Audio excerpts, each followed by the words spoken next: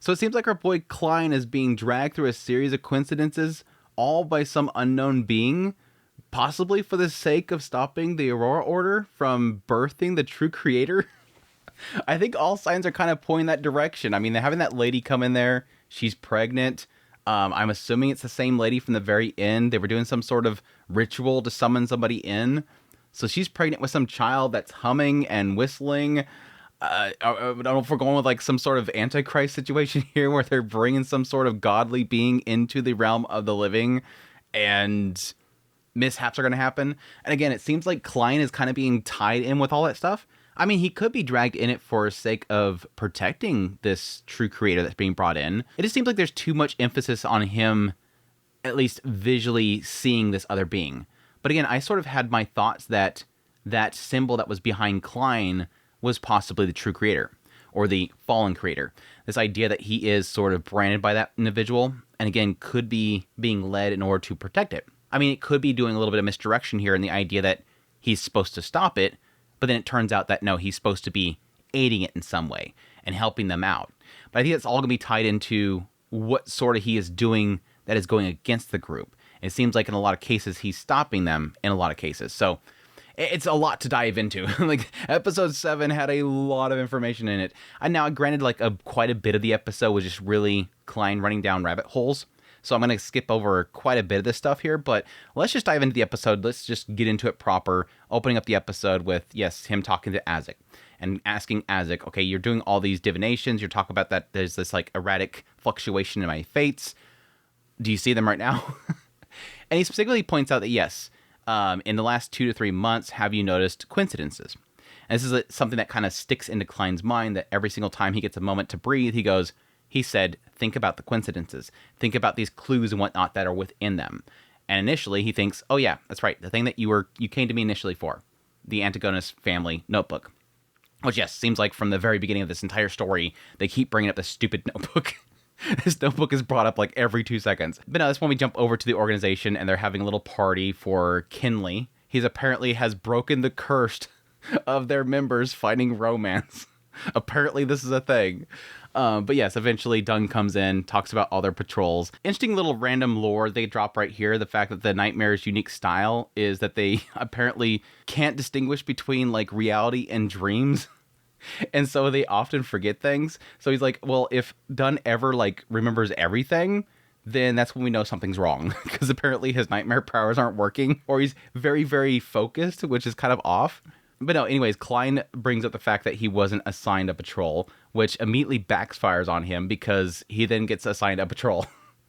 But yeah, he has to watch the chamber, the Channis Gate specifically. This scene was very, very interesting to me because when he first gets there, and then he's looking at the books and whatnot in the library, and eventually the door opens. He goes over to find one of the artifacts is opening the door. We find out later from Leonard that this thing has never really woken up. It's always in there, it's in the chamber, it stays in there. The misfortune cloth puppet. But specifically, it seems to have awoken because possibly a new artifact was placed in there. Which the only one that was placed in there was the notebook. So I immediately kind of came to the conclusion of that, yes, this notebook being placed in there is somehow manipulating the cloth puppet, and the cloth puppet is trying to tell Klein something. Yeah, it was odd because, yes, the moment the door opens, it gives him a note. It hands out, or it shows him a note at least. It didn't dawn on me until like maybe 2 scenes later that I'm like, what was on the note though? Like I see the note and I'm like, okay, cool, it's trying to tell him something, and it never talks about it again. And it's so funny, for those that missed it, the aftercast finally reveals that apparently after that whole incident happened, he was made to forget it. Apparently, he assumes that what was ever on that note was something that wasn't supposed to be known by anybody else. This puppet, again, seemingly manipulated by the notebook, was giving him a message. In his little fever dream right there, it says Antigonus family, hidden treasure, nation of Evernight ruins. He says he completely forgot about that scene. Is it because the notebook doesn't want other people to know about the vertical pupil full of concealed symbols? And again, that vertical symbol, if I remember correctly, is the one that's behind him when he's inside the fog. Again, I think this is all kind of tied together, or it's obviously seemingly all tied together. It's like, oh, Andrew, brain, big brain Andrew right here. It's a very interesting kind of like tie-in with everything there. That again, I think there is sort of an aspect here that he is directly tied to, at least what I'm assuming right now, is the true creator. Because again, I think that symbol is the true creator. Or it could just possibly be just the creator. But again, they kind of adopted the idea of the story of it being split off and the core still existing as a true creator, or the fallen creator. Sorry, Klein, the fallen creator. Super, super interesting stuff. But yeah, Leonard shows up, does a little ritual there, finds that he's fine. Apparently, whenever something like that happens, your good is gone. Like, you perish. So it's a good thing that you are not perishing. But again, if this sealed artifact is coming out there just to communicate to Klein on the behalf of the notebook, it makes sense. Anyways, we cut to the fog. They're having another meeting. They brought him some of the Rozelle's secret texts. In the text, it says, I saw the mysterious man, Mr. Zaratul again. He leads an ancient organization, the Secret Order. He tells me his sequence 9 was Seer. Lower level sequences must act strictly to digest their potion. Steal a dangerous sealed artifact, a relic of the Antagonist family. He asked him for the details, and he just smiled at me. Once I get higher in sequence, I'm going to beat up every single Seer I come across. We've already established before that he's already upset that he didn't choose a particular pathway. And that was why Klein decided to go with Seer.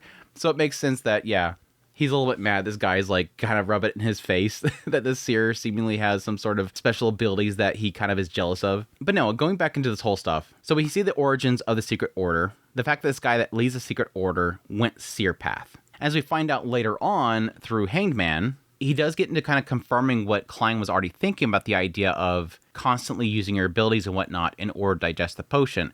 But we do find out later on, he does seem to find out that it's not necessarily the case. That there's some sort of trick. There's a secret in order to fully digest it. But then he talks about stealing the dangerous sealed artifact, which I'm at this point kind of wondering if it's just the notebook. Strictly just the notebook. I'm thinking there's probably some really interesting information inside the book itself. Anyways, Justice talks about digesting the potion. He talks about keeping to their regimen. And then Hangman talks about there's a rumor that a Sequence 8 listener from the Aurora Order is seeking the holy resident of the true creator. Which I'm wondering if that is tied in with what we see at the end of the episode. That a month prior is when they did that ritual that ended up bringing the true creator in. I'm thinking that's probably what he's talking about there. Let's get to that whole like fate thing they're getting to right now, where everything sort of seems to be intertwined to him, that all these coincidences seem to happen, that all seem to come to Klein. And this is another case where an information about something that he's supposed to get involved with is going through Hangman to him. That there's this group that's doing this particular ritual. But no, after Justice asks about it, Hangman describes the group, that they believe that the creator didn't fully die, and instead left behind the core, which is true creator. But additionally, that allegedly, the card of the Hangman that was created by Emperor Rozelle was using the true creator as reference. Which that makes me kind of wonder if possibly, I mean, they could have had like a painting or something like that was depicting it or something like that. But he's specifically saying the card. He's not saying that a painting that eventually became the card was reference. It's sort of tipping the hand here that Rozelle had at some point met the true creator. Or I'm sorry, again, as Klein corrects it, the fallen creator. It just seems a little bit too on the nose that it's bringing up specifically that this card was referenced by that. Which doesn't seem too far-fetched because Klein has seen it. Dunn has seen it. Like, this thing keeps showing up, like, regularly. But it's a different form. What Dunn and Klein has seen, this upside-down hanging individual, is not the same that's on that card. What's on that card looks more like, I don't know, like... It kind of makes me wonder if possibly this individual, the fallen creator on that card, is an isekai. Because he looks like a K-pop idol. He looks like a K-pop idol. Anyways, Klein ends up asking for some information on the Antigona family situation, which Hangman brings up the fact that they possess an eerie, terrifying pathway, which we find out later on, or at least Klein connects the fact that that is going to be the Seer pathway. And the Seer pathway is apparently eerie and a terrifying pathway, which sort of makes sense. I mean, Seer itself seems to be the most, like, normal, but then you get into, like, Clown and stuff like that we've seen the Clown was actually using some very eerie and interesting abilities when he was fighting. So that doesn't seem like that much of a stretch. And what's to say the higher sequences aren't going to be just as weird. But he also specifically says the family could be traced back to the third epoch, the Cataclysm epoch. In the fourth, the epoch of the gods, the Antagonist Ammon, the Abraham families supported the Blood Emperor in his quest to form the Tudor Empire. They were then destroyed by the hand of the Evernight Goddess. Interesting. Again, this kind of leads me to believe that there's a possibility that the Evernight Goddess might be tied in with Klein and this series of coincidences. If it doesn't end up being the fallen creator, which I think it's going to end up being that just because the symbol seems so, similar, it might be the Evernight Goddess. Anyways, this is the first of the 2 segments in the episode where Klein starts to run down this series of coincidences, going through pretty much everything that sort of happened throughout his entire time in this world, eventually leading to him doing divination that he's not able to kind of isolate much in. But it seems like when he zeroes in on the clown potion specifically, it brings up visions of the corpse of Baber, the clown's corpse, Welch, and Vincent, and additionally some other individual that he doesn't know who it is. It seems odd that specifically with Baber's body, there's a brain coming out of it that's glowing. And it seems like Welch and Vincent are messing with the notebook. I don't recall them ever actually specifying what the glowing brain or orb has to do with anything, but the end clue that he has is trying to find this particular individual. Which, yes, leads him to going to the Divination Club and meeting the Virgin Mary. Meeting some sort of lady that is birthing the child of the god. But no, first he ends up running into this lady that's looking for Lenovus, which we find out at the very end of the episode. Lenovus was at the ritual itself, but Lenovus was involved in some sort of iron ore investment scam that was happening, and this lady is desperate to find him. Klein tells her that he needs some sort of information, some very deep information on him in order to do a divination to find out where he's at. And she's like, here, you have this right here. It's his child. The odd thing here is that the lady specifically says the child is kind. It can't be his son because the child is kind. It hums and it whistles. And he's like, is this lady crazy? Is she in shock or something like that? What is she talking about? He almost activated his ability to look at it, but no, they rushed out. I think if he activated it there, he would have seen something crazy. And I think later on he's probably going to use it before it's born, and he's going to see something really crazy. But no, after they leave, he talks to Angelica. Angelica mentioned the fact that she did see the guy with Vincent, and they were talking about some sort of ruins. And so he immediately connects that to the Hornicus ruins. He decided to go to the library, where he ends up bumping into the guy, where he ends up just by random chance running into the guy. The dude runs off, starts transforming, immediately turns back to attack Klein, and just collapses before he gets to Klein. I like how this thing literally is going after Klein, and literally just flops on the ground. And he's like, eh. Klein doesn't even hesitate. Just, my luck. Just offs him right there. It was funny because he specifically questions, is there a pathway that could possibly be weaker than Seer? And it comes up that he's the suppliant pathway, which I don't think we've ever actually seen anybody of the suppliant pathway. So that's a new one to add to my list. But no, he realizes that the spirit's disappearing, so he can only ask it one thing. And sure enough, he asks it about the clown potion. He's like, I'm going to get something out of this. Yeah, he ends up seeing him writing down something, which apparently he got the potion. Like, he got the ingredients, because later on, Dunn says, if you got it, you got to check with the Holy Cathedral first. But the other thing that he sees when he's writing down is a pendant that has the hangman. And additionally, he looks over to see what looks like the true creator, or the fallen creator. So again, another situation where it seems like things are tying him to that, and he keeps seeing it. So again, I'm thinking he's just kind of being led by it. But yeah, Dunn and Leonard show up. Immediately, Leonard's like, dude, you keep running into stuff.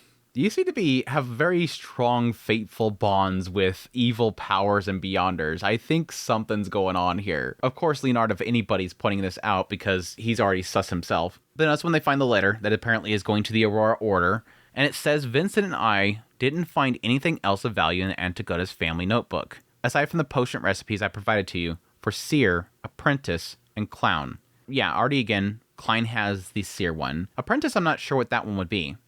I'm guessing that would technically be in the same pathway that Klein is in, because both Seer and Clown are in that same pathway.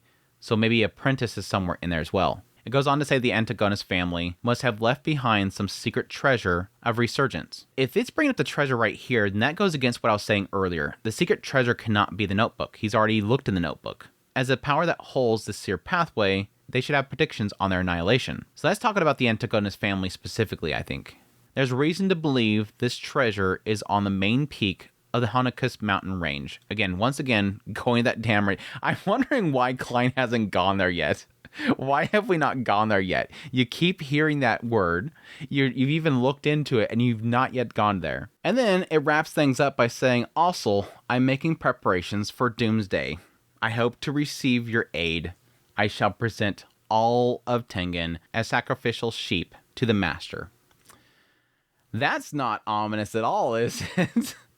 Like they're creating some sort of massive ritual to just nuke everything, which kind of makes me wonder if with Klein sort of doing his divinations and seeing the entire city.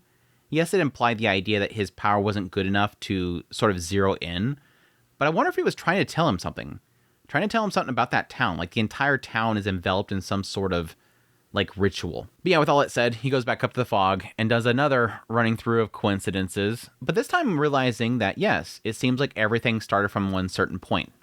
The idea of Klein taking his own life, the fact that I entered the body, the fact that I'm doing all this stuff, I'm being, manipulated by whatever's in the diary. I took Seer because of what he said there. All this stuff is kind of playing out. And it all comes down to, yes, the first point of everything, which is why did Klein take his life? That is the first, biggest coincidence, that this dude would just be willing to do that. It doesn't seem normal. And I think the original assumption that he had was that something was in that notebook that forced him to do it. And with his two friends having taken their lives too, something happened. Something obviously pushed him to do that. It will be curious to find out in the end if Klein himself chose to do it. The original Klein chose to do it knowing that this was something that was necessary to protect, Melissa and, Benson. People of this world that he loves. But no, zeroing in on the taking of his life, he decides to do a divination again. Once again, it's too broad. At that point, he decides that divination is not all-powerful, which apparently causes him to digest it. That the idea of accepting that divinations can't solve everything, that they're not all-powerful, that you can't rely on them apparently, makes it to where he's fully able to digest the Seer potion. Now, this is kind of the interesting thing here, because it never implied the idea that you have to digest the previous potion to move on to another potion. Because he's been looking into the clown one, while not necessarily saying that he has to fully complete the Seer one. So it's kind of a cool added, mechanic that I'm seeing with this system, is that you can get all these potions, and you can go down the sequences, but it's still kind of beneficial to finish that particular sequence. To max it out, basically, level it up.